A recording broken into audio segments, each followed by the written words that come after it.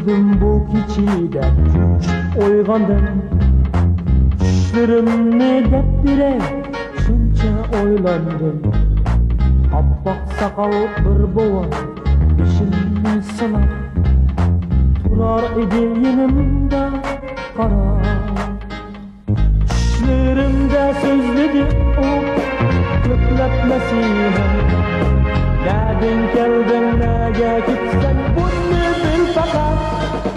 Hey hey bova kayıp bulmagın sen. Hey hey bova batırcan doğun sen. Hey hey bova bu sözlerin hikmeti. Hey hey bova sen gün bana.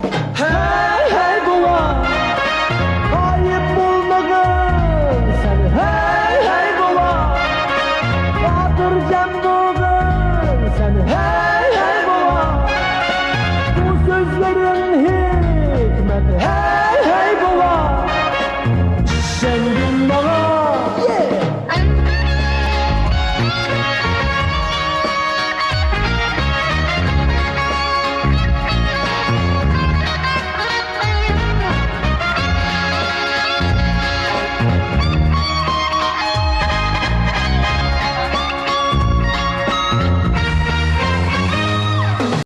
Bir düş gördüm bu keçide oygandım.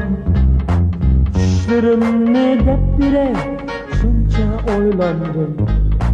Appak sakal bir bova işimni sınap turar idi yanımda kara.